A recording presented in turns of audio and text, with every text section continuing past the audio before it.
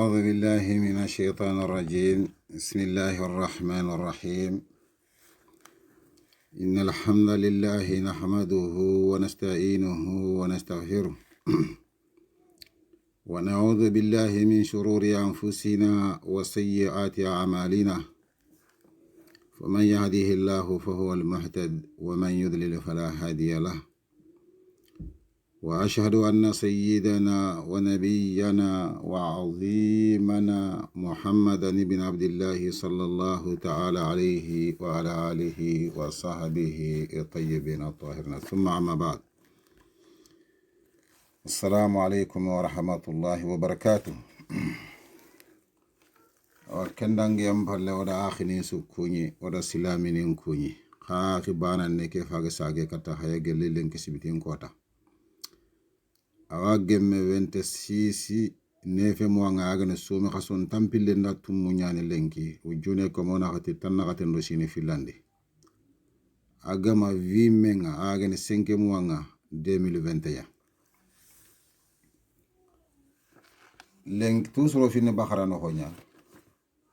surat al-baqara o finna no khonyai o gagilli no qubeya wagilli ayen nimero ngamma kamo filli tampille ado sikko ayageni allah gati tilka rusulu faddalna ba'dahum ala ba'din minhum man kallama allah wa rafa'a ba'dahum darajat وآتينا عيسى ابن مريم البينات وأيدناه بروح القدس ولو شاء الله ما اقتتل الذين من بعدهم من بعد ما جاءتهم البينات ولكن اختلفوا ومنهم من آمن ومنهم من كفر ولو شاء الله ما اقتتلوا ولكن الله يفعل ما يريد. أقول لك يا لينك. طيب awa tafsirin joppanden kane akini yogoni do khibari ken kota darsu keno honga dingranyo goya khana yille katta baharano ko kian dingra bane ke amlato siringa ay nimero ngamma ko mo filli tanji ke do kragandi kengaye agatandanga وقتي ولا جناح عليكم فيما عرضتم به من خطبة النساء أو أكننتم في أنفسكم نتي يريو كوغري وليدونانتي أو أكننتم بفتح النون كمبريكتا نونو كي فيلاندي كينا مخففة إدقام يعني kha o kuma nya kenga oda nunu ke anya tasdidi nga nan nunu fana ke nya gele sukunu nga kenna futunde nyai yo aw aknantum kiano khoteke ko kutiya aw akantum o kurnya kenya tasdidu bil kafi hada khata amma takhfif kenya sahante. طيب akenantum ndisima oyanda erer ndebarkenga yo akhini kiani kofonga walla nyagana tusuru sheikhini bega do battenga tusuru halle ngorongo do battenga yugo nyagana wona bahana kume findambu keno kitta har kumbene inshallah yo foyogo sunalla nyaga su ona do yampa mema kasage susuna ilalla nyagana allah kana yampa oda khasusuma kena allah diga me nyaya o se en kampanga fofo gadu ko o sen campagne ni foyogo o kongo o yitu foyogo o kongo mandanga o to akon campagne kenya waranta dangene fofo kenge fe foyogo wono wonta to yimi allew ken kite ngoma gelle tajwidin kitendi ado kentanando kentananga serentono anga sutu foyogo ha wono ngo yitu ha futunde nyanta kisu golle ken khonga yo harso ganna la nyaga futundu ku ganna ro bakko maka terin kandano ku khattu suri ganna kurashi muto do battenga yigona bahana kume findambu onati danga inwari ido baraje allah ganna tuwa ko jiro di sudanga na legri mako sirenya na kisiro tangenya na haju ndo hamini njara sa fi ken kota mes al qote nyoma ko non ndisi ma darasu ki khagana fay nasuku ke al halam mako kilo nyido kenya batenga kota yo al halanga allah de nyata ken kote ameriti mako yo anga fotana nyina ka ameri tusuru o mugroga kongo harmare men futundana nya toujours harmare men mongunte nya Allah gani nda khadema na legari mo serenya na kisire tangenya tayyibu khana tafsir ngutu Allah ti tilka rusulu annabi kuwana farunga kube nangedi qisa mugu yana farunga fara daru kube nangedi mugu nke Allah nyani ngedi khay faddalna ba'dahum ala ba'd ni yogoni fosongu ni yogoni kama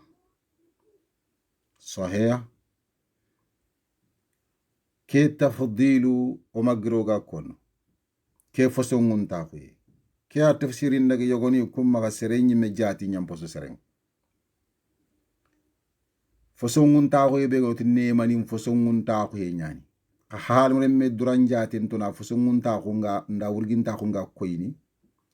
nanti kenda wurgin taxu koyi mahari agari yakun kabado sartanin nakhanga sahih kentononga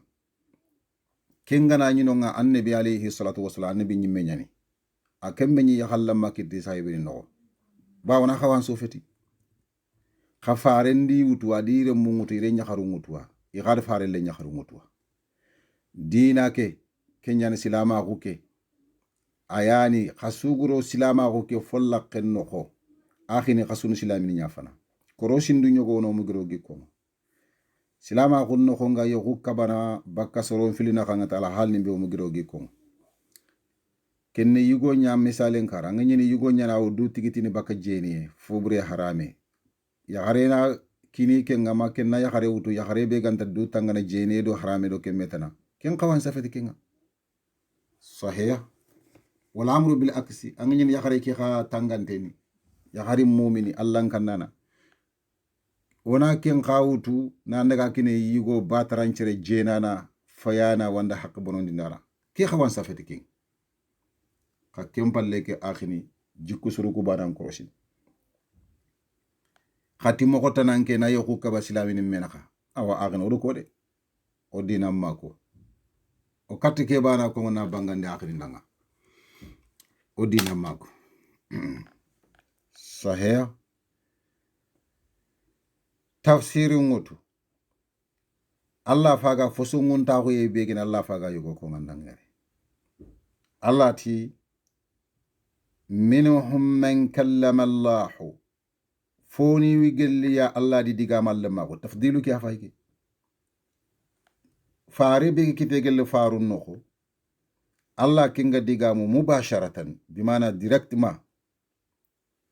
fare khatana mari ka Musa alayhi salam ko Musa kishendo tigande nga kama akendo fosongun taxun kitati kem mo ya nani Allah ma fare kay katakinga akendi kem fosongun taxun kita seren kama serebe Allah ga fare kay katakinga fosongun taxu ke faykiya akento koy nanti yoxun tarano Musa do sertana nakanga sahih wa rafa'a ba'dahum darajatin adi yogoni martaba ngutu kammunga adi yogoni daraja ngutu kammunga ko annabi mo ko alayhi salatu wassalam angana fa israel lantron silama ko no gantanga sedan sofon fillo ko kemran angana sedan sofo ko fillo ko na Allah to kon na faren to ko dabate serengana sallen ci gindina an aywa nqilli anna Allah to kon na faren to ko dabate sallen ci ginde no kundu nyana Allah to kon na faren to ko dabate akhini kembre keta ke urgin ta ko yedo ke fosongun ta ko amana nya fay ka kentu ko ini de nanti ke urgin ta ko yegedi kitaw nya sobobu yo hunga ke beni do certain nin na certain ninga mu keme urgin ta ko yekita la kente ken ko in sahih tafsir ngutu Allah ti subhanahu wa ta'ala wa atayna Isa ibn Maryam al-bayyinati o kininde Isa ya Maryam lenyi go gane dalilu kullun kitabenga Allah da linjili nyakine sahih ada linjili nyakine kawa fini ngama kha Allah di kine anyi gelli karfri legana gabirandin ma safin tenga na sellandantino ko safi menyai Allah da dalilu kullun kine wa ayyadnahu bi ruhil qudus oda dema na sembendi ti jibrilu sennen panko ñaya ñameri ye nangiri allah yananti jibrilu nañ futande sahen doroko kampen nokonga kenya sobo bara nokongutu ti isay sahih allah ganne ndaka dema allah ganna legari mako sirenya arna kisiro tangena hajirin do hamini jara tafsiru ngutu allah ti subhanahu wa ta'ala ولو شاء الله وغند الله خن ما قتتل الذين من بعدهم سرم من يريني غامي سوخني جل قيفارون دنگي فالي قيفارون دنگي فالي سرم من يريني غامي سوخني من بعد ما حقتين قافالي جاءتهم البينات دلو كل غري كاتيا صحيح أغند الله خن wallahi soron men yirono sohran tampini nokonga fe khayfarun qayyam falle ado dalilu kullu labanto dangi yam palle ka kesu kam masorollo sohran tamfinya noko yede me sohiya tongon qari falle ande bakka farum beti nyammo ko ngado kemetanan sahih allah taringallate walakin ikhtalafu qagante di me sohi فمنهم من آمن فونو كنتون ومنهم من كفر فونو كن كافراهو صحيح فوني ونو كن كافراهو ولو شاء الله غند الله خنو ما قتتلوا إمني مسوقني ولكن الله يفعل ما يريد الله نفند برن كباغرا نيان الامور كيسو كما إلى مسوقي Allah subhanahu wa ta'ala ami kande yale murutiya timanne danga bi sababi ikhtilafihim fi din time soke danga dinan danga Allah mi kande yale muruti adige noni ganka ko gelli daga killundi yonkillu mum beti en Allah talli wari sam ko noko kasoro ya kunste beti liman ganka ko yenkam foni wo yikunde Allah sohi ide faren choki i kafra ko i bogu dinan noko kusu kitiya Allah ganni ndaka tanga Allah ganna legri mo sirenya arna kisire tangenya na hajirin ndo hamini njara tayyibu tafsiri mutu Allah ti subhanahu wa ta'ala ya ayyuhalladhina amanu qakum bege tongondi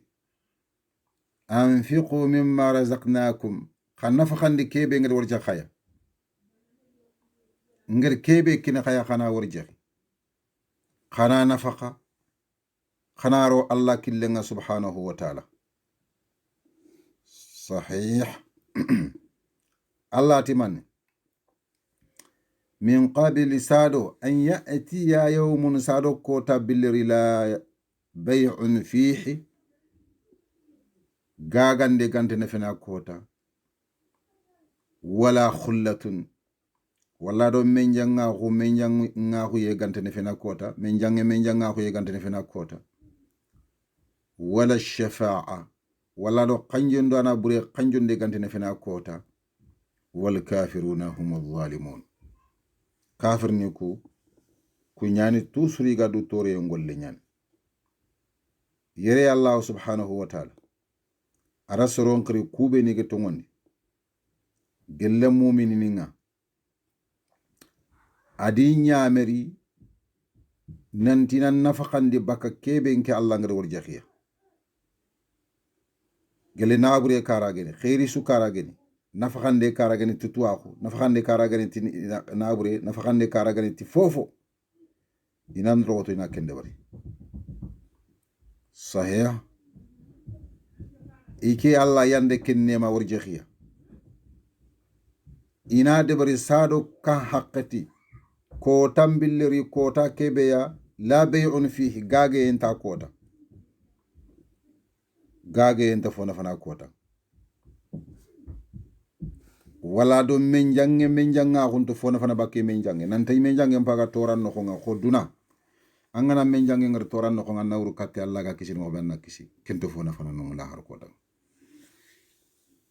kanjonde kan kenya mo ko bane saro ke ngarni xanan doro xoto xanan nafaxandi kebe nke Allah ngari kina xaya nafaxande ke ani sababu nganki Allah na yam paxamaxa naxa ke fin ko musulum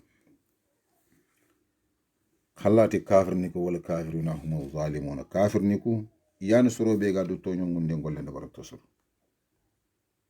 sahih الله لا إله إلا هو الحي تفسير موتو الله يا تخوني الله لا إله بتي تونكا سنتنا بتي ينجي بطانا نفنا إلا هو ياغفي كياني آية الكرسي آية بيغان خورو ما ننخون قوري نجي نغاتا غان قورا أما ننخون قوري أدو خبارو بيغان نخون kenyani sigi gatini ayo khore bega qur'ani no khonga kenna gelli ke soraya khama nan peti gaboyeke amana feti digamu ku goboyen amana ni fini be ni gino khonga fi khoro begre aye ke no kho ado khibaru khoro begre aye ke no kho sahih kembre keta annawtu allati subhanahu wa ta'ala Allah ni tunkanga beti tunka suntono abatana ngi batana nafana ganta ayage fi alhayyu abada biranten naya anta kalla alqayyuma ana abada sikkana nga doko mongol lumbatenga tunkwanu kunga la ta'khudhuhu sinatun wala nawm tigon taragana jankwana khenke Allahu akbar tigo yimmente Allah ragana sakati Allah na khenke subhanahu wa ta'ala Allah nta khenkene kendo koy kubeni gatini Allah no nyaniya yonkiran ko geni ga khenkene ri gare nyako Allah nta khenkene ku khabeni gede sollen cigini nan sollen kala nyana Allah bawna sollen khanta khenkene gare nyani kellanta Allah ganka ko place ngodu sahih kambrat manne Allah ne Allah subhanahu wa ta'ala lahu ma fi samawati wa ma fi al-ardi fofo danga kamundo nyinga marendo koma hono tege fo ganka ko yenga man dhallaji yashfa'u inda ko khani serenga laga kanjonde marna Allah noko la har kotanga anyi mina kanjonde marna martaba kita mankage kanjonde place kita nanti dugunangira Allah kanjodo fo go batenga Allah ti kencerento na laga kem place kita illa bi idni gantaga minyati Allah dungi en palle agafe Allah gana dungi na kem martaba wurginte kini serebe Allah na kinama kem palle ke ari sereyant ken gidan ngade sahih tafsir ngotu Allah ti ya'lam ma bayna aydihim wa ma khalfahum Allah fontu subhanahu wa ta'ala kebe gatege ko mon jomme na khanga gele dunay alo kebe gi kallem palle agene la haraya kebe gi dono nga kallem palle dono nga Allah na su seda Allah woto sahih Allah wa su seda nga wala yuhituna bi shay'in min ilmi khasoro kulantrini ga gore katati fofo ya gelle Allah tuwahunga min ilmihi gelle Allah tuwahunga Allah tuwa kunu mani na Allah yimme tumo hosu nantano kundua baka kundua orantarino ga kentuno mufassirungu munti ويحتمل أن يكون معلوماته araya maka fegina ga wutu nanti ko Allah tuwa hunga fofu nanti arme men katwa hulla gore katike ngalla wala yuhituna bi shay'in min ilmihi ilan trini galla tunu mo gobe Allah yimiga kemmo koy subhanahu wa ta'ala ilan trini Allah ga fofu tu i katwa hunga jofene ken sahih Allah tamane illa bima sha'a maganta gam nyati kebe taga lingo Allah danga tuwa ko buccune kebe aga lingo Allah danga aga ko montu indini kenga ni tu indini kenga gelle khifarun cina kun kamma killaw nyane de wala Allah tunu tuyi mo ko kebe ay megado ko iqranen no magar ko annabi nyimunda ko annabi nyimme kaga ko isunnan no ko ngana bangandi nanti Allah na kundwa kewa Allah ya kenta Allah ya kewa Allah ya kenta Allah ya ko gada khara gelli tawhidun kitabun no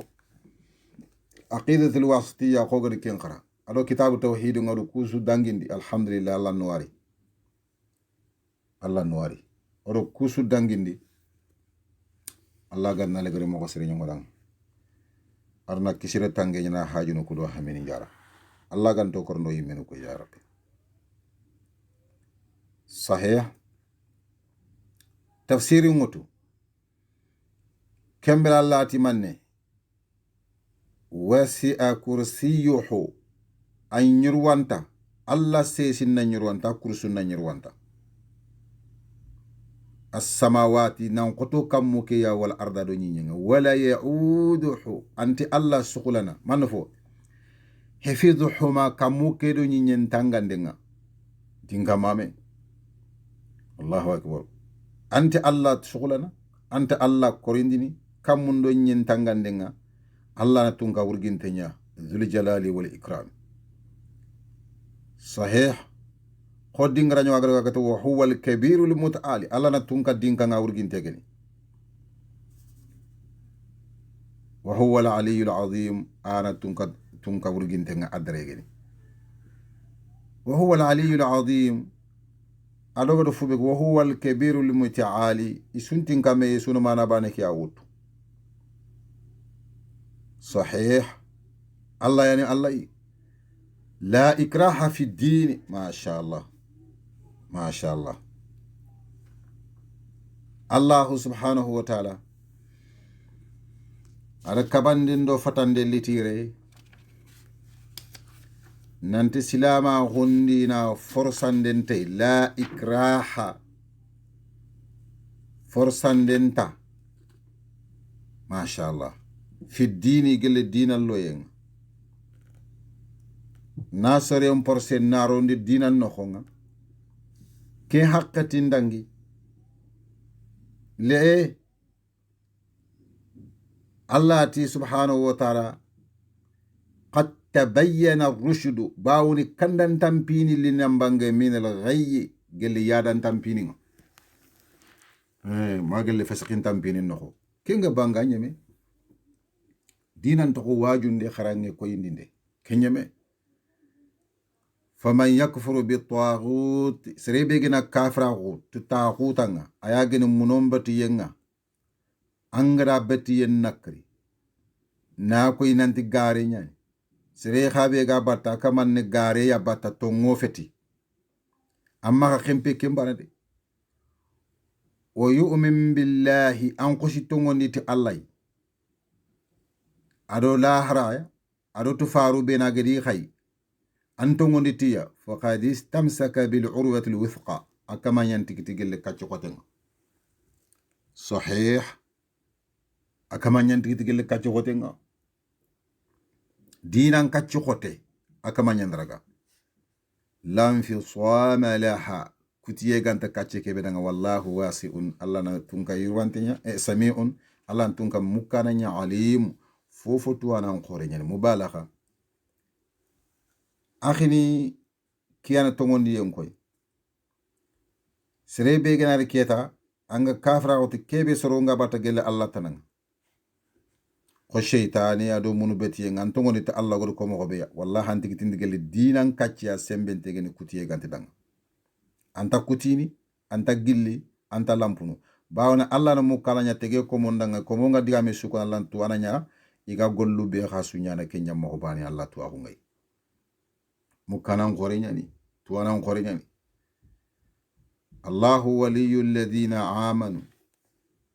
Allah na usorombe sallamanga kube ni gatongondi amanu kube ni gatongondi yukhrijuhum Allah subhanahu wa ta'ala wi bagandini kube ni gatongondi ni fininkini Allah subhanahu wa ta'ala wi bagandini mina zulmati geli sankunta khumbitam binnun nokhonga ila nur katta silama ko noro nokhonga sahih Allah yibgandini wallahi akhi golle no kundu wade angana am fini mutangani kini Allah ke nyammo khwani hanga man fini kini Allah am fini ngagni mi amaka ustaji kembre kene fofo gana ngite de amanjude fofo gana ngita amanju Allah ganta o fini to ko yimeno maka ya rabbi Allah har ya ka taqede wunya Allah ganto fini to ko yimeno maka tafsiri ngutu Allah ti walladhina kafaru awliya'uhum at-taghut awa kube ne ga tongondi ati ibe sallamanni Allah ya subhanahu wa ta'ala yo Allah subhanahu wa ta'ala awi bagandini gelli bitam binnun no ko ngatu noro kullu bani sa fagar kafir ne ka ko nanti ikun khabbe su fongon kebe ken namuno ni nyai shaytanan kundo shirka ko yukhrijunahum ikungi battano bagandini minan nur gelli noro kullen no ko nga ila zulmati kat sankunta khum bitam binnun no ko nga ulaika ashabun nar kun kamanen yimbe dun ko no hum fiha khalidun igina karki alhala kama ikunga yimbe keno ko dumano nyaniya Allah ganda ndaxa khasigindi jahannaba fallaqna Allah ganti ndaxa khasigindi jahannaba fallaqna Allah ganno tanga ke jahannaba ko ya rabbi Allah ganna legri mo serinya arna kisire tangenya na hajunu kudo hammini njara Allah ganto karno yimen tafsiru mutu Allah ti subhanahu wa ta'ala alam tara ila alladhi hajja ibrahim annabi yalantuwa humma ragay ma yala humma annabi amma da menamugo nantarinke katta seren kibare nga sere kebe agare ibrahima fuja ganka ho fi rabbi gelli kama mbatten kibare nga gelli allan kibare nga mufassiru ngumunti namrud ibn kan'an yani ayanda ibrahima gaja parce que nabillahi ibrahima da hande me nyiki ken gaja ngene manne ken fuja ganka ho ene manne an atahu allahul mulka nanti Allah da kinindinde nyengi yagelli marenga tunkan jingo nyuga hunga sahih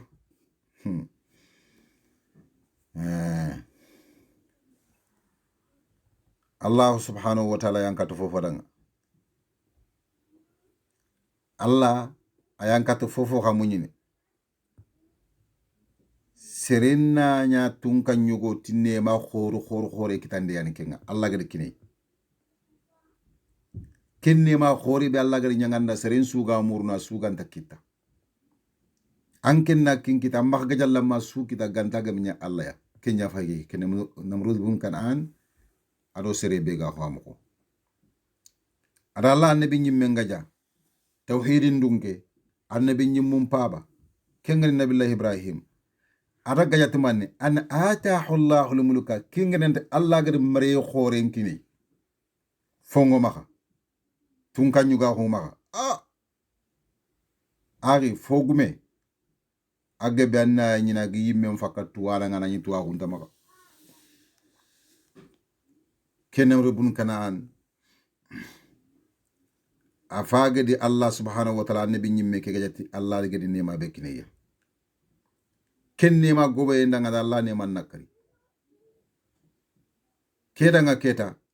ali yimme faga annabi nyimmu nyaga jange khowanga walla kelenki kiyembe ogaya soro beni fongi maka ghaliban na ganga biyani yimme fakatu wano kuye aha nabure o magro ga ko sonu gonda to ko nyimare na nabure nyade kanga na kitala khalwa nan pesi khindina anan jambana lanko mo ko manga na jambe Allah yimme ko firawuna aga fogu ada Allah ko mon toro ame sembente ko kitena daga ga jangana adi toro fille gare nga yimmiti Allah yani tunkan yuga ko gebe an serende na kat yadanta ko nyade murtiye fini beni serel haqqe laganti wutu kunyani sahih ودمامك الشيخ عبد الحميد كشك رحمه الله adama konno qisanno ko ngogo dema mukkay ate tunka nyugo yogo ani a fogu xokke fogu moko a fogu buru aga fogu kota yoga di gi jaman no ko nga tike de fi bani anno nga toxi danga gama wori ga mulina wori iti ken man atimu dama wala fare aga sefene angelen kanninga soro be ni ga taxuna kara iti fare iti iti xori tunka nyugo gere fini ko labade amma dama wala kebe gi sare mumun taxu ye nga gi sefe ma ankente fare nyai ati fare iti oku kenke oku meme dum kengalla awa ti ke xanu mulina fare nya wara ga sefene angelen xanne sere wo sere gana kite agana fare sefene danga angelen xanne iga khair gore be nyana danga akama nyimme awuyu kuma alhamdulillah tampende hakita tume duro khairu duro khasere be gana ti lawa gama khade bari yangan kata be ga saka kam intame saka sere su kam ka falle soro nyille kan Allahu akbar fakki nyandi ke yugo kinyi kay miskina Allah yugo ga funkara nga maga debe mpalle ada tunka nyugo ndanke digame kinyada mu ati tunka nyugo keni sobe nya fina bitani sobe nya na fere sefendi at na fere sefendi angelen kanne mbanati ati kila ga fofo da kenya ita faisrinde ita tisere be gna tila wa gama khade bari aga yangan kata be saka kama kenyangan kata ge be nyane awati ke yeli daga mu gam certini no laydu nyane ogi wutu menaha gelli ndaga mu gam kinda gam su fere ke sefendi angelen kanne ikila foda ngadu kingan ko har angelen kanne awa iti wachi ki golle nga kunwa khibare njofe tunka nyugo na sere yogo na tila adina arti yigo ke daga tunka nyugo ntaho idigam ati mende khibare na magati khibare nyan jofe nan tanke mi dem fare ngal laga sefene angelen khannete ati ke khatila fare sefene angelen khanne atalla wati atangana kata iga place gore be do khair be nyan nga masha Allah manyi mi gati ke bana fi khangana kori yanga kata sakanka makken kasa penyande ata ona sertinu mutu menaga sertinu kunoko o gana dunge kenga alla dunge kam may kela foda nga amme taran sefe bana yatiebo ato gana gomo sertinu do laydu nin kam fereke agana yi sefe ne angelen sefe ne anta kempene kembande hara gana yi trene angelen trene agana yi hari minne angelen minne agana yi hari yigena angelen yigena agana yi fufo de barana angelen de barne Allahu akbar kha oy sefe sartinin kam ati men sartina ma atanna farenkini ngado dingra nyima ganya no tankarge sine wucheno tunka nyugon tidungi ati kenya gati ati dungi tankarge sine wucheno idi farenkini yugo ngada ga brika no idi ka hore wutu danga yugo ndo fere ngono yugo nchorondu muguiri idaga kati yugo itu qoranki dikila bode fare anke nanyi me lo kenya wore tunka nyugon pare nanti fare nan chefe ita fuko golle kani me mbaga warana golle ke gurja ati danga ni tumande hawti do tunga nyugo ngada hakkati be ko itay ati do tunga nyugo chefe daga mo tankrege sine ili kenya datingini adunge ati ke tankrege sine no ko ngacha fini sikono ma bane genya ide ken man ata tankrege sine no ala nya tunga nyugo ke mi begel ko kala agam karken no su ike kala ya ike gam karken no su freke kala kembre keta golle nga ike khabre bre mo be alhamdulillah tume bre yegeni ibre ken no nga kembre ki foti ndaki kay keta khatwali na golle ne bari Allahu akbar akhini kesu nya do gelli fakken do murtenya Allah ganna hakal se nyowadang Allah ganna kisira tange nyowadang tay bo ndaga say bo mawra khisan no mo ko yoba kesu kitelo man fakkenga ama gabo ga jomo sarana ana bone nya sarana صحيح تفسير موتو الله تعالى من ترى إلى الذي حاج إبراهيم في ربه أنا آتاه الله الملك إذ قال إبراهيم قلت ربي الذي يحيي إن كمان نكمن كيبه أجا براندين دنيا نقل سري ويميت أوسرين كان كي كافر قوري أتقل كيبا نقل كمناهو قال أنا أحيي وأميت أتي كيخا إلى وسرين براندين إلى كرني ila ibrahim law karni agana nya kenya xana kemene nyay fakke nyal keso itare soro fili bagandi ko selam ko ngara bani karna bani ngar at wala at ki xana fo xotiya ta kemene nyani nga allah akbar nabillah ibrahim alayhi salatu wassalam qala ibrahim ti inna allaha ya'ti bi shamsi min al mashriq allah naritinde nyanti kiyenga nawtu kiyen bogu nokku ma kiyen quran nokku fa'ti biha sasan khana litiniti kiye min al maghribi gelli kiye ke khanoranga anna sagandi duna suna wore khokiye nga gelli bogoranga katti khanoranga mogobe gellanga na kede barisu kembre natu nan tan khana allah ya wala ga harsandu foyogo de bargelle allah ganka ko yengala hala yogo fa buhita alladhi kafar sahih seremumi yogonata munjun kutu yogonata buttun kutu yogonata kanu allah ke sukon kebe ga kafra ko bawana ga golle ge be rakam ma sasa nan tara de bralan de war nabila ibrahim tana kebe de bar sasa ran de war kiyanda sigi kanu yenda sondo men kita ana halan kita wotan tinati gedanga wallahu la yahdi al qawma adh-dhalimin allah gana tunka be anta soron kandana ko be ni ga dufto nyungunde golle de bar allah subhanahu wa ta'ala anti kandara tongon killen kama abadan awa hal kelen ke kunduan sere suga gare nyakamba anganta tongo mulla anga tren nambara nyakamba har kelen ke fini daga makono kundu sahih tafsiru ngutu allah ti subhanahu wa ta'ala aw kalladhi marra ala qarya ma khosere mo ko nga kebe geri nandangi debe nga wahiya khawiya debe ke sususu kanun tengen ala urushiha imun kama debe susuke halkiye ngal halallo debe kama qala kisrati anna yuhyi hadhihi allah ba'da mawtiha adikam mo ko Allah ga brandi nyana ke debe su ya debe kare yan falle fa amatahu allah 100 am allah la yimme kari kemesine thumma ba'athahu kemencine ngatimme allah rawul qala kam labista allah tan man me wuccio anke dingra be nga isas qala labistu yawman aw ba'da yawm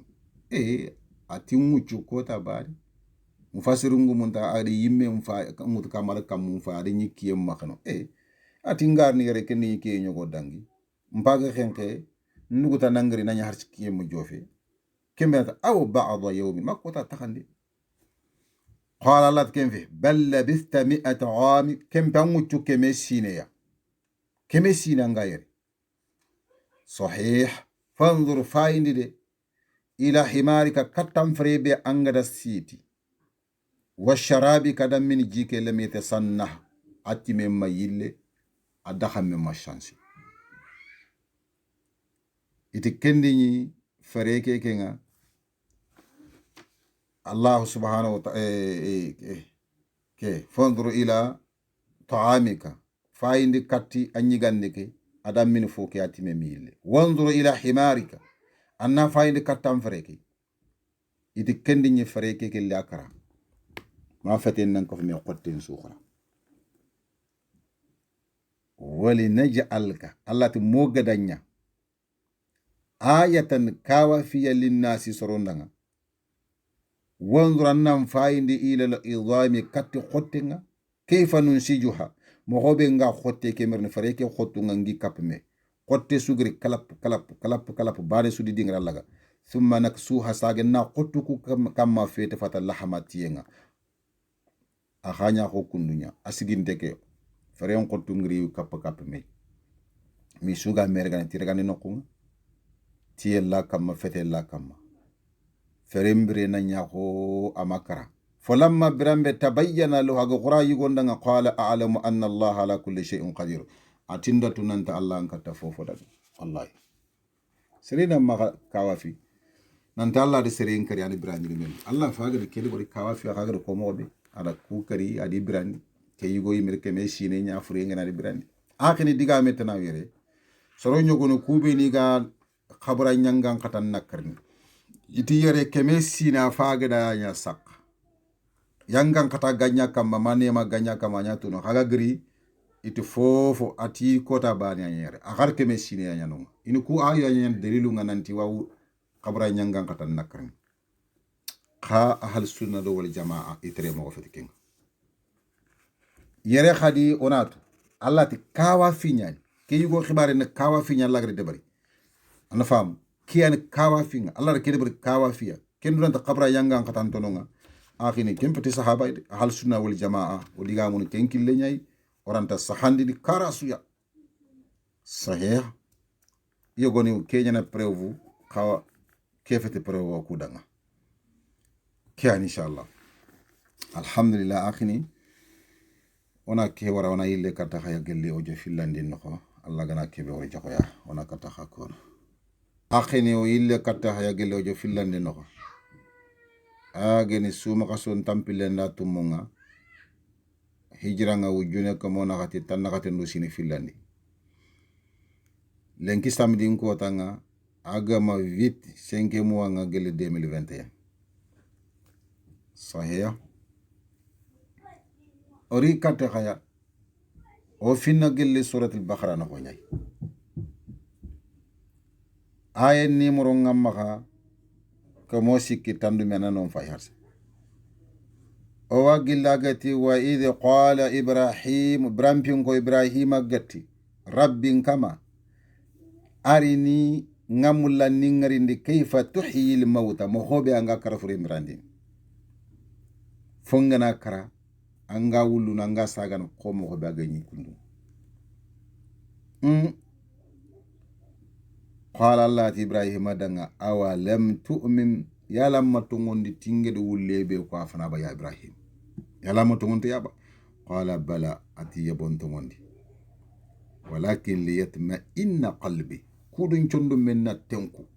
ana qoto ana sabati nyaake ke kana wurina ya harangari ke barana ngamulla allah ha haranga ma debari ntongonde nga tay ntongondi nga tay nga golle nyana tay nke ibrahim anta baka kin tongonde na konga allahu akbar sahih qala allah ti ibrahim danga fa khudh arba'atan min at-tayr ibrahim anga kenya mulanna lagandindi nakhato ya gelle kampinto nakhati iganta bana ala halay fofo di toko iganta bana yelmu nakhati fasuruhunna anni ragani iloppi manni kharfu anni tiyeke su kafme kafmandi mo ko be Allah ganta ke bakame ilayka katanga anni loppi anni fu iti kafmande ke wutu thumma ja'al ala kulli jabalin minhunna zuj'a saganna nyongondindi gide su kamma monda anni monda mondo nakati ko melu nakati gene tiyeke ke nyaketa ti khotintenga mati gorontenga ti kafumantenga keta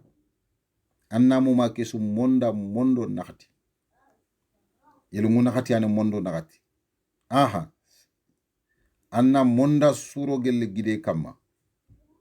thumma duhunna saganni khiri ya atinaka sa'aya irine katanga tarano genia nganya irine katanga maranda nga mani igari ne kate tie suga daga kefitie be bani su tie mbaka ikapalle mbane tie nogonya ananya genyi kebe anasagi mo ngari nanti tie ko kefe melan takabaka me kina Allah ka finya koy bani su tie ngada nya naga busi naga tele kefe karabe aganonga maganya ko fanan mo abrante ngeni anya kundun kaya ibrahim ga debar yelinge suga raga khiriti to nga bani sugara rikati wa alamu anna allah aziz anna tanta allah ne seyndun ke hakim kitu khoron kitu kutundana nay sahih tafsiru mutu allah ti mathalu alladhina yunfiquna amwalahum sarom misalenga kubeni gana buren nafaqana fi sabilillah allah kille كمثل حبة ana ko fo funci bane ñayi ma yilli funci bane ambatat aga funti saba a sanabila agada funtinde ñaggelli yilli jogodo ñari allah faga mulana sirihindindano mbaraje ngoboye ñakono danga nafakandindano mbaraje ngobe allah faga mulana ke ñakono danga allah timanne subhanahu wa ta'ala soro misale nga fay misale ko kube ni ga inabre lona allah kille nge beñande xaw ku foga be tilaro shaytan kille ya dimmu foga be surdu sonin kara bonon to ngabo sonin kara angana tina dimmen ken siginde bani sula wakile 100 euro koy bani ken wa 100 euro subaka koy bani hala gala nyake mesri ya sunu 100 euro ke bagadina do manni do dimme ona gumbon kari mo na tammission kari ona nyogo menyi makari ona sugano fille sikko ma fube gam fin gona su éviter sale khoro ngona kungutu mashallah iran khoro narondi kenga hari gna 200 euro bani sunu bagandina anti dikang khamina kontanta nyagalinte khallan khibare mbay dagata allah khibare ko da sorobe ni gi khallu bagandina nyaake nyani sir la manunu fu buccinu allah ganna haqqal sir nyongoda allah ganna legere mako sir nyana kisir tangenya tafsiri ngutu ay wa sorobe ni ginabre lon allah killenga allah tan ko yilli funci bani nya angara tifi kim funci bani do bogundinde nya yilli jogoro nyari fi kulli sumbulet na hala wa kitene yilli jogode bani suna ko ngam mi'atu habba keme funci amana pedi yilli jogore su keme funci no awri na law kitira no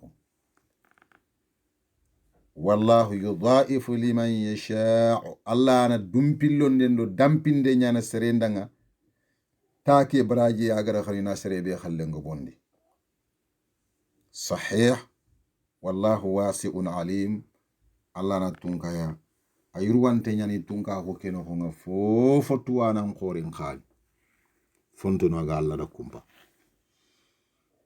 allah ganna hakle sere nyo wadanga arna legere mo sere arna kisere tangena hajun do hamini njar sahih akhino faga suma ko son tamule garu nyai korondro ko to de wallahi faga suma son tamule garu nyai be sugaran si en kampangan ke banna de bari be sugaran nan rote en kampan de bari yaw maka to falle de an sembe en kampa o te kembane allah gari na khadiyama tafsiri mutu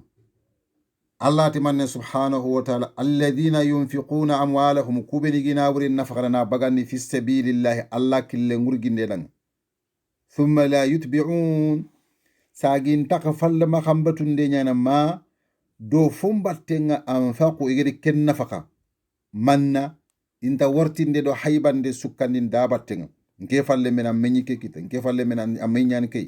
inti kenkono wala ada wala do mantora manne hangu kanyage nangaba fonni suwe wa fi sabilillah fonni suwa nyakundu fonni suwa nyakiterenga ndonko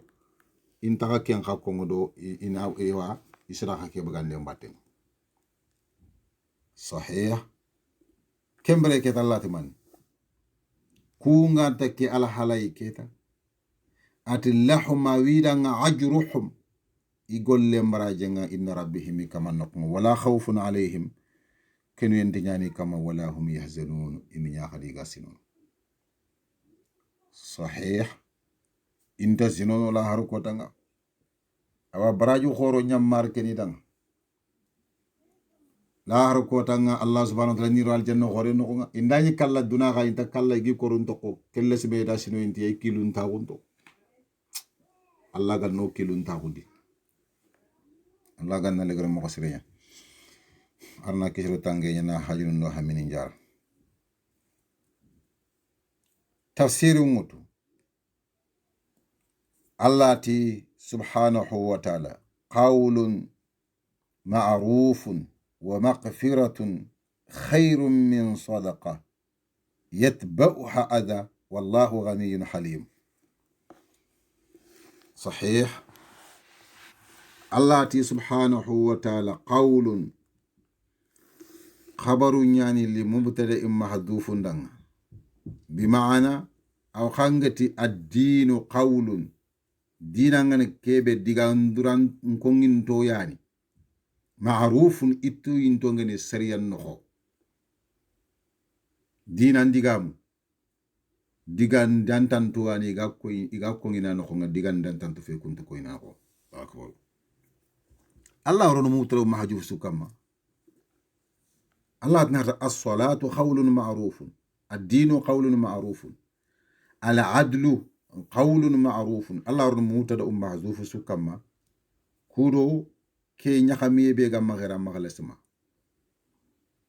anda fam igate telongon taxuye digamu wani tuyinto nga sariyan no nga telongo ye digamu ngani wure guge gantiya ko xedo mecce ganti no nga fasande ganti no kenya na dina ganka ko ye digamu nambrantino sahih wa maghfiratun alo yampe digamu nyane dina no khairun kunyani gam posongunta min sadaqa dinan tan na sadaqa bagandi yatba'uha adha toranga sadaqa ke batto ko fana ngol tora ke ko mobe xamu xanyage nangaba fone su fi sabilillah fone su golle nga falakende fone su wa nyaga na yugo wa nyaga de kitara ko yana yugo to ke at kitare anken na ko sin narwe annan qal sim bagandi anna kine yanna yille fobre ko ngodaga hangu khal soron toro tuwaron dire amma baraje kita bane ken kulle nga nyimida anna bure nga faga daga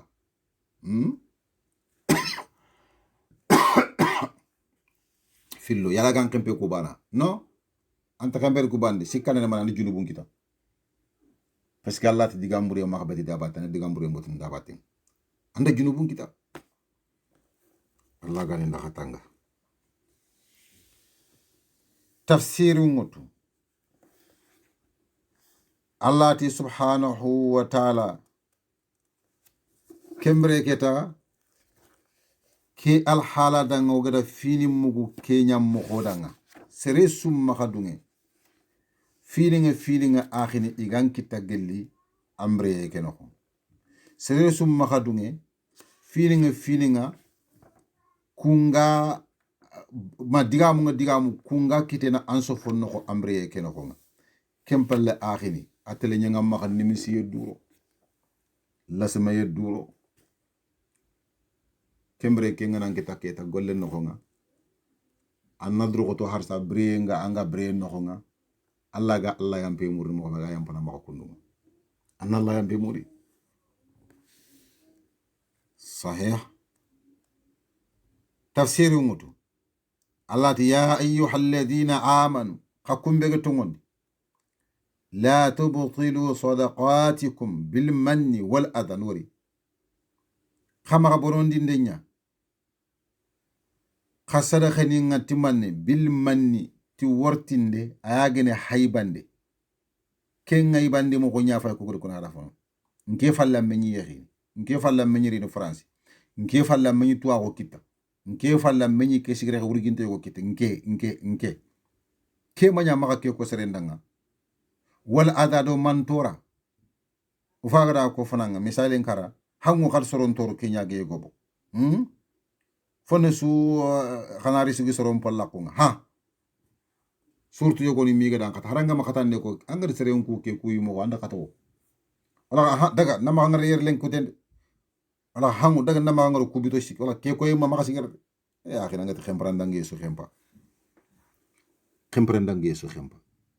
Allah ganna le gari mo serenya arna kisere tanga yana hajur ndo ha minin jar tafsiri mutu Allah ti subhanahu wa ta'ala kembre keta ki ala halala ma kita ada soronya akhiri kube ne to ngondi mu'mininu khamaka khasada khani mborondi ti wortinde do haybande kalledi khamisa le ngadaga nanya ko sere mo ko ta yunfiqu malahu ri'a an-nas agina burin nafakhana soronya harangallu ingama ko karanda dukko yen karanda nga wala yu'minu billahi wal yawmil akhir Allah ta kama motongoni ta Allah do ko ta legare kun sarandam bon khawul soronga sigre khebe ani kitrallinga khun koy sorongo kenno mani foge dunka khun koy soronyo goni kenno hangu ha wala na koy sorongo kenno Allahu akbar Allah gade fube ka kamalata wala yu'minu billahi wal yawmil akhir se fe sunte ke kam ama to ngoni te Allah ya ado gelli kota le gare sahih bawoni manneni Allah subhanahu wa ta'ala kunte ke fini gella aywa a nyamaru wunno ko kunte ke fina annabi nyimme nyamaru wunno ko akhi dukko inta ko faare ngadi sen ke ar-riya'u shirkul asghar dukko ye fil ke fi yum fotugunne awa yere Allah ti hakum mu'mini nam ma nya ko kisaram fo so mo kisere na bure nga bono mo ko bede hakun nam ma khana bure mo ndo kundu parce que ado ko ya soronna to nante kati kitelli ngeen ado ko ya soronna to kati fo ngoma Allah da mu'mina ganka ko kata bakay tike Allah ya do ko ta legere fo mathaluhu kisere misayle nga keta kengene kebe gidi na bure nafaqati du ko yen karanga brambe anke mumini khagaran naburen nafaka manganan sada khambagandi tu wortinde ndo haybande nya khaswa fanyan misala badin kembre keta fo mathaluhu akama misale nge da golle ke bone lanyaram mo Allah faga ya koyno ya kamathali safwan ana kho gidin fene salaqe nyay manata gide nga sakata gide ke kam salaqe gen yugonnata amela kegen alayhi turabun dori juranga kamma anna dori jurangu tandro gido hore kamma gide ke kamma khasusu salaka ya nyironde yen fa asabahu wabil kan qore qosa katuna lipa wabilu kan qore katu fa tarakahu salda kamme kenda ni kutini anyage ngaga gide ke to ko akuli labanting parce que ana wankiniya la yaqdiruna ala shay dilan takhrini ga fufu kitta gide ke kamade la yaqdiruna ilan takhrini ga fufu kitta ala shay fufu kama mimma kasabu kebe gide debari ikunda ngam braje nyania into fufu kitta ken kama ko ke gide kama kammen katunu falle hagana daga fa ya haganta dore nyina kama agre bang sama ko bede Allah na Allah kusoro gollum bono mo fa kundwa wallahu la yahdi al qawm al kafirin saran kafirni Allah ndi kandana tongon killen kama ma khidu toro ina sankun ta kun no nyata iga khiri kharana iga Allah semen no khona yaminan wa shimala ken kitati mela hala bure nyadi akhini ke tali kundu jaga jaga serengi na bure mbagal ni ke ala hala kama anna bure mbononte nyani Allah to maganya ko kiseremo ala ke misali ko angana dore lo gidi salaken kam kan qore lar katwana wankiniya ana to ko ya kulilla bandi angana daga kam ma fay kam men kuti fallan ta dore nyino anani na su yank baka kam may keda nga kube ni ga nafakandi ni silami nin khande iwa sallini iga nafakandi ni ke ala hala ya kama su anna to harsa igolle mboronte yan gollunti ma akhini o nangan ni nchirondi bani sage diga mun na shiro fillo sage gollu nchiro na betida batte siko qorom ma khanya ada bagona hakile kita ada bagona kilu kita ada baga sahih tafsir umutu Allah te kembreya la yaqdiruna ala shay'in ilan tarini fufu kamma mimma kasab bimana ilan takharini ga fufu kitta gelli baraje geni tidanke nafakandi mo koya khwangana daga gide ke kamma angam dore nyini mo mo bele ku soroha iri fo bagandi de khayma batte nyi dukane la har kota Allah gani nakatanga king Allah ganna legre mo sirenya arna kisiro tangena hajin do hamini jar wallahu la yahdi al qawm al kafirin Allah to sorom kanan to ngon kilin kamade ko beniga nakarinde nya mahandu tor harangana kille ke koya inta walla bani hari gena ngari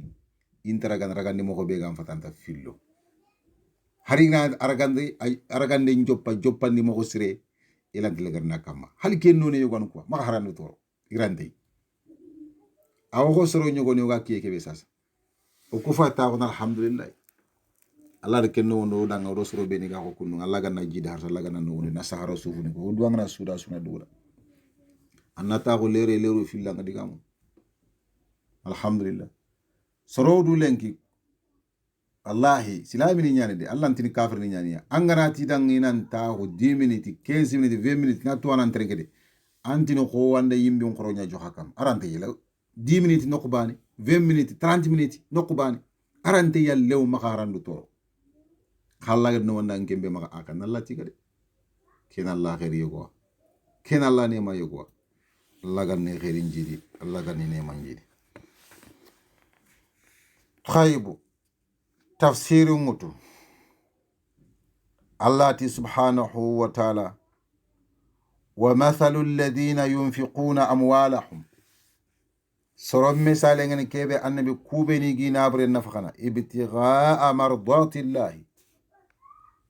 Allah dungaye murunde danga wa tathbita ado gelli sebetinde danga gelli Allah subhanahu wa ta'ala gemalle ma ku yedanga min anfusihim kengi girigelli yimenu ka masali jannatin bi rabwa aga misala no khomanne ana ho zerdenya ga dingra sire yugona dingra urginte fo urginte kana fosire asaba hawabilun kan qore lara non khakita ada lippa ada katu kenno ko wangal kema kan kutobe mugude fa atati ukulaha kendi ngra wari tindinde nyane yige foni may funti foni ngal ifayni dumpillo aga an xaw kebe bagani na ken dubulene gelle kemen kande gena ko mon fili kande bagani wujune mude gena wujune fili mude bagani fofo gen ta soxam fosu gayta aw ken dubule bagani Allahu akbar Allah faagade soro nafaxande ña misalen ko ngorangari kube ni ga nafaxani Allah kille ibtiqa mardatillahi kendo fanan qalluntu bana ku nafaxandi Allah kille ña toxo muri entano ko banna ko koy entano ko jammuri entano ko fofon fo muri suntano ko Allah imanti mardatillahi Allah dungi murnde danga sahih wa tathbita ado tongondiye khaditi Allah gemalle ma ko yenga min anfusihim kenga gilli yimini yonkin noko sadaka mbugo kenan daga dallu wo dalla nga Allah gemalle ma ko ning ci da xam bagandi malla sa ngana Allah gemalle ma ko ta biya nyangi ananya ngi ndabaraji ananya ngi ndaga baraji ya ananya ngi ndaga musoy Allah ti kuncoro danke ngan yasre danga kamathali jannatin no ko jardenya bi rabwatin aga dingra wurginte igante dingra wurginte wala nyinye sire ko igati ni nyinye hore ni nokbe so kam fulla nafanga kite nokbe igante nyinye nokko wurginte ka kenya mako bale nafanga dingra be so kam fulla ga nyanno kenya nyinye ke fo wurginte ara fo sire me braka wante peti se bombara ma kran xannu ngante bala nokbe funti fo la gante nyanno ki feti nyinye fo wurginte sahih Allah ti kan khore ne kita fa atat adritindi ndenya ukulaha yige foni nga dhifaini dumpillo wallahi fa illam yusbih hawabil gelle har kan khore ke ga ma kita fa tal nirgije be gari ni kan khore en palle ke mbala law kinyandi timane danga dingra ga suri dan fa tal yogonati nigije yogonati nirgije ele kusu xannu nganta bana anga wallo bangani suba fana ngana gri xa xo haqqati mamulle haqqati nga so ken kamma mayillen kamma jimise nga xena kamma antino ko kamme nyante xedani kamme metaxi o kunati nirgije yogonante nigije kenya to xoni fa tallu ken kammise kenya to xoni kenga kembana ga yankana de so xam fo ke kutenga ala wat timmani mo xon sirenga parce que man ni ci gagari ken bari parce que aga dingra sirenya kaso kam fonga na gande dingra sire har kinga yanka ala halba ka wana abonna sahih Allah ganna legari mo sirenya arna kisiro tangenya na hajuni ndo hamini njara Allah ganto ko ndo yimi tafsiru ngutu Allah ti wallahu bima ta'malun basir Allah ti subhanahu wa ta'ala anda Allah ngari ti fofo khaga kende barni angalla na nyane Allah ya xengi Allah ya xengi sahih Allah ti ayawaddu ahadukum hamzat al-istifhami lil inkar misali danga khadi silamini mu'minini ngeta hamma kan nafakandi mo ko kebe haybanne do wortinde gada batte qagol na magada bono khosre kebe nafakandi dukko yenkaranga qaymina fayde ay waddu ahadukum yala hadu bana mbe natana ba manga bulla ba an takuna lahu jannatun zardina nyanganda min nakhil temerenge be ngano wa a'nab alore senge be ngano tajri min tahtiha al anharu aya wurnu zirde ke wure wara laqe jinya xeng partout lahu awa kamandanga fiha zarde ke no min kulli thamarati gelle yitire men nonin su angri yitire men nonin futun sumur aw maka ke zarde no wa asabahu al kibaru khore nday mekita a khoro yullato inte onkura qotul lampu sahih walahu adanye khadawa kamandanga zurriyatu lemu maka du'afa lemu kullam punto nyani yere mufassiru nga be daga lemu nuku ibucci nu nyani ilan zerde ke golli nyana khomo ho be gam fatanta akhi al hala bitante nya fayke al hala bitante nya fayke lese me su khempa bitte su khempa Allah ganno ke solo man tampini no ko ya rabbi Allah ganno bugo bitte no ko Allah ganno royruwe no ko Allah ganno kisi duna dum musakkan tampini khokke misale khore be Allah ga ko ngoda ngere akini foyo go ngati soro nyogo nangado ko mo si kunto famu ma golle ke gandi yimme kita ageni yimme kita ina golle ke khore entu ina pisanita jahana ke golle be ko ayi lankarane kiya jahana kiya wutu jankana fobre nyen kembrani ga tunu khana to khiga ko ngo bana ge mi kita inte fofo famu golle ke no Allah ganto kunya kununga kun kaman ni manke haqqil khore kiya Allah ganno kutanga Allah ganna legere mo sirenya arna kisire tangenya na hajino ko do hamini njar tafsiru mutu Allah ti kembre lemmu nga makal lemmu ku lampuntunya o fa lampu ye ko lemmu nallo khiranta golle ni barno ko be gam patanta fa asabaha akhosi zerde ke kita isarun fankan dundu fi hinarun yimbe khari fanke ke no Allah akbar fankan dundu khore ngir bigi do yimbe fahtaraqat taw ta'ni sakina arati ki suraga nasu bi fofo mo toko parce que yimbe ya khare nyani ariada bi muannas mujaji nyani muannas haqiqi yimbe sahih araraga da subi fofo mo toko at yalo ma hadubana mbe ke mulaba hawnete ne kina nyanganda nga alhala ba sere sunti netene kina nyangi dang alhala awanganta mulla ki alhala ganyana dang alhala ma keme golle gan kita gellandu na dum bre no ngada khakaba sada khamba gandi mo ko kebe khamma ga bari khanin ge Allah terinka khanin parum terinka khanin nganni bi nyum mun terinka fini be dingi ko na khada khani terinka sahih Allah ti kadhalika kiten daga mo gonu kundi yimme yubayyinu Allahu lakum Allah ga bangandinde nyane khadanga ala ayati Allah gi ayum bangandina khadanga Allah gi ayum bangandina khadanga la'allakum tatafakkarun finta kundu ma gaysi mene finta kundu ma gaysi mene Allah subhanahu wa ta'ala no kundu wale kiten no kundu khana simme khana haqqile kita khana ke fi haqqilantum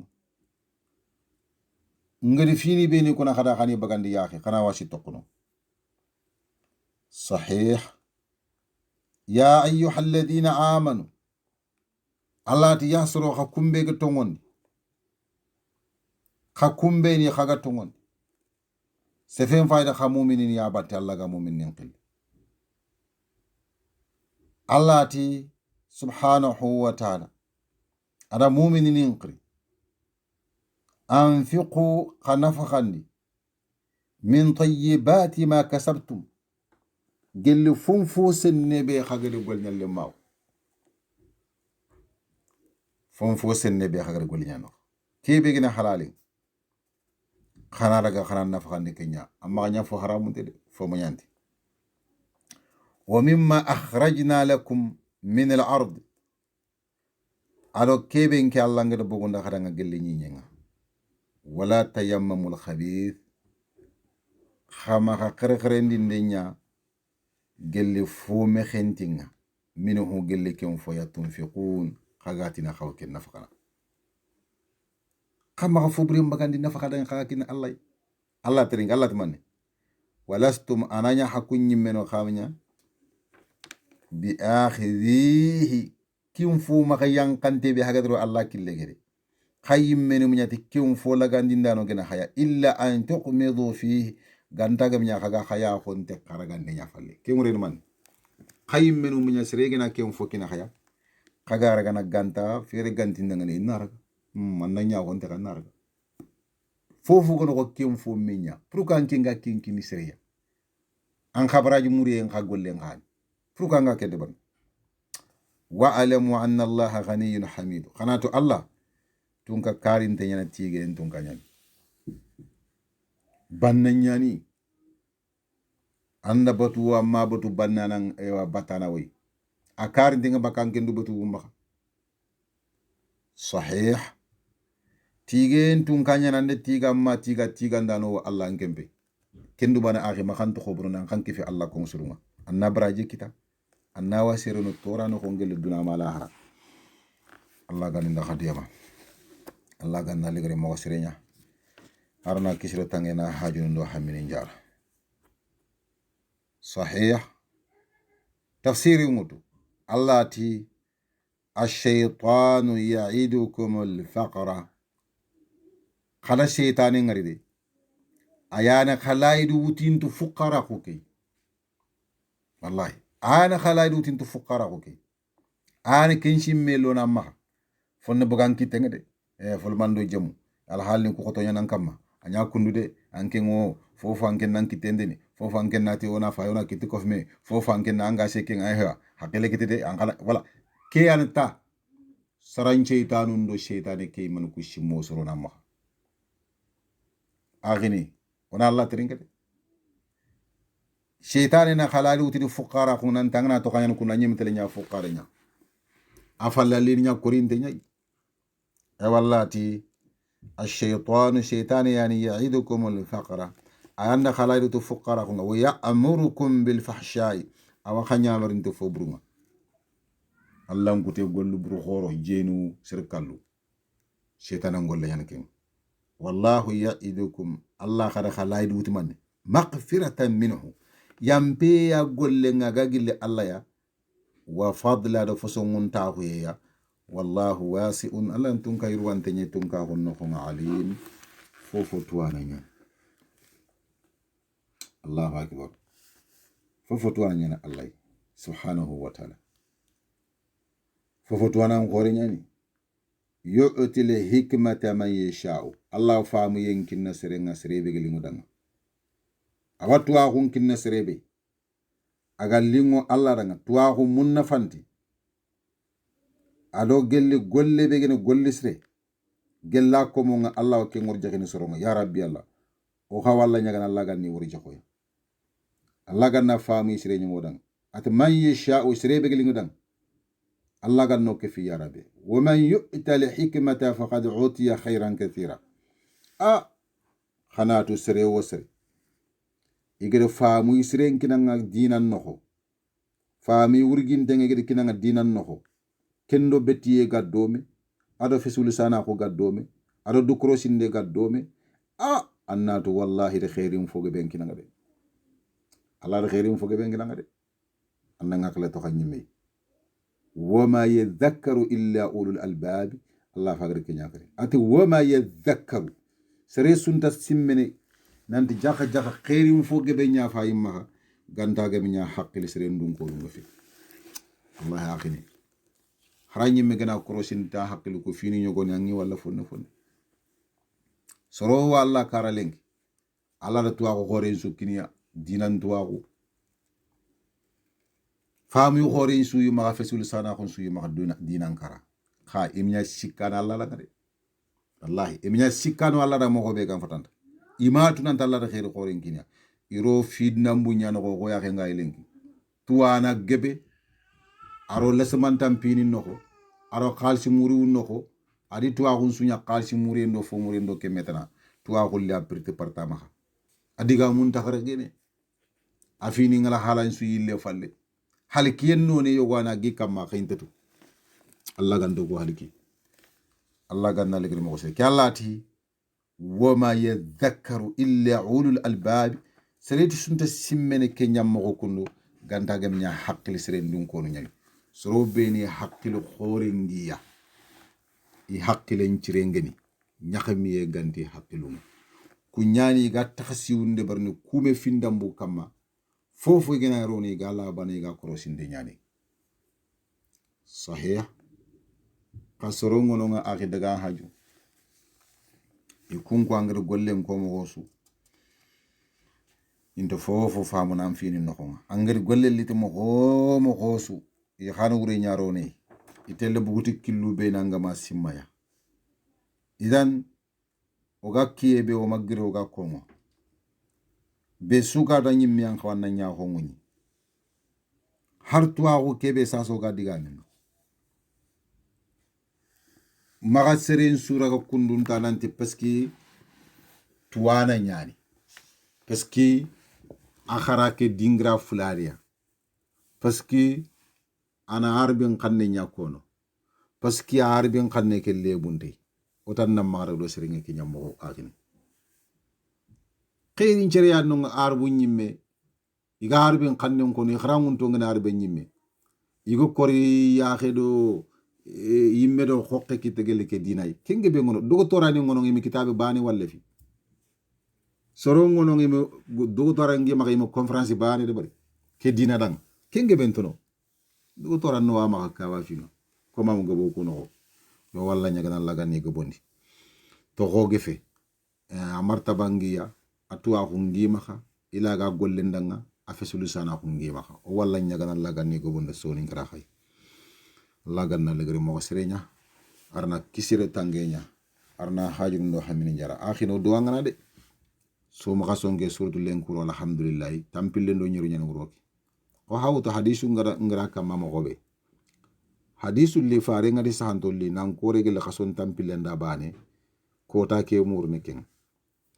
so ma khason tampille nda bane ko ta jerni ko ma jonni ko khanu nganta bana a tampille nda sikko tampille ndo kargo a tampille ndo nyeru tampille ndo kabu kha hadisen foge be wono nga sukore kate tampille ke do nyeru nyai ngalla nyagare nda khasu danga ona sigi o se en kampa wala ga kebe da wona de bari alla na hinno ya alla ganna khasi hinno ya rabbi alla ganna hinno ya o sallu ko alla ganni raga o sumu ko alla ganni raga o serikhindu ko alla ganni raga walla nyigana alla ganna saharo sufunu kuya alla ganto korndo yimenwa ya rabbi alla ngadwa ngana seresu nkanne nge jofa nkana do ndanga o faya haqqati nya sasade o yakasom fo legren oranta mungu ndo fo nga pante ngoy duwana khrisu ndanga o duwana le ndanga o duwana alla ko musuru ndanga do ko musere sutro ngen kanne ngo duwana ya rabbi alla ganna legre mo serenya arna kisere tange na hajuno ko do hamini njara alla ganto korndo yimenu koy صحيح طيب تفسير متو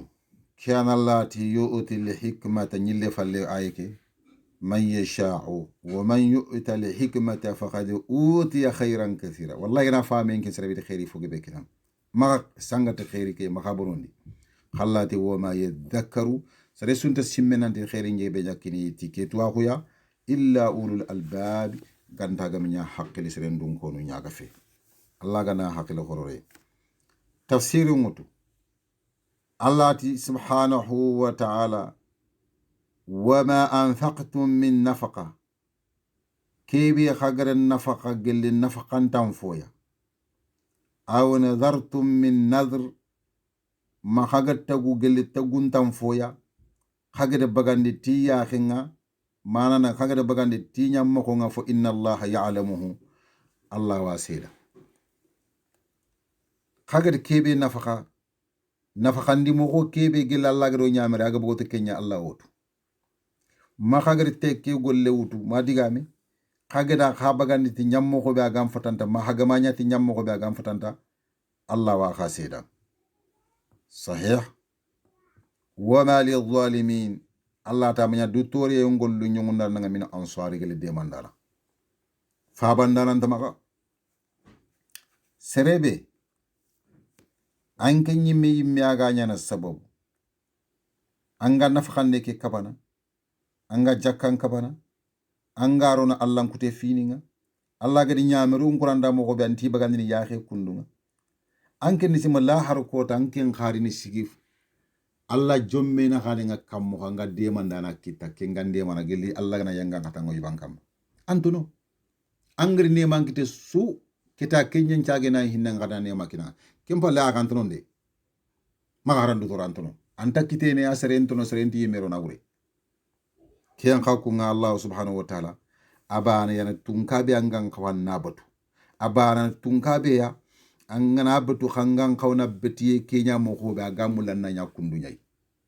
anna khalsinda bana da namma fotna ka kefey kiyana Allah ikoy sahih Allah garinda katanga Allah garinda khadiyam كالاتي وما للظالمين من يدوتوري يقول لن يغنى من أنصار يقول فابان دانا من ديمان دانا كنت مغنو تفسير متو إن تبدو الصدقات فني إما هي الله تقول لي صدقنين خاقني بانغان دي تكينين دي حقتين أنغا صدقان بغانين أنغا كني سلامية مسكيني أنغانا بانغان دي مغبي وسوية غانتانوكو dukko yeke be o dange kengantano ko fa ni immahi Allah ti kensiroke kudo tafsirindano itu kudo sertana na yaaki dambatenga malla sa ke miskine o fosana kita kenciro burunga khanandu tangana fini ko be o ko kunna maharo angol lekeno Allah ti kensiro bu kindi sure yesu adi franfure yesu adi gamu yesu adi dege yesu silama ko ndinan nako wa in tukhfuha khagena mu khundi وتؤتوها خد مخون تنكني الفقراء قل فقارون خد كنية فهو خير لكم كين قام بوس خدنا دينا انت مغفنا كي بينغركم والله براجن يسويدي خكي ام بوس دينا انت فنا مغو كي اخنا الله غرين خديما تفسير موتو ويكفر عنكم من سيئاتكم Allah wa suturinde nyana baka khama gella kha foburu nga khanda golle nya ko mo bagara hanyamari wallahu bima ta'maluna khabir Allah fayido fofu khaga de barni Allah yinginte ngay fofu khaga kono Allah yinginte ngay kebe ketanga kongo annan khawan na ngakle to khanyime kebe anga nyana akan nan khawan na ngakle to khanyime puisque Allah yinginte ngay awre manne Allah tellantrinde ya Allah harokota Allah telandrine Allah rukotande idan keda ngawga duna kebe lenki be suga da nandro ta nandu krosi sere suga da nandu krosi gelangol lunkara mandiga munkara mando soro be ni gede meñu ko fo nyimya akhan nandu krosi surtout faga hakati be khadi kenya gele sume khasonye anandu krosi du krosi ne be so khempa kendu krosi ne na makhe khempe sume khaso ki khabana de har sume khaso palle anna continue do kendo crossinde battenga fisire ke nyungu nan ko ne da batte ari qur'ane ne kiya ko ngoda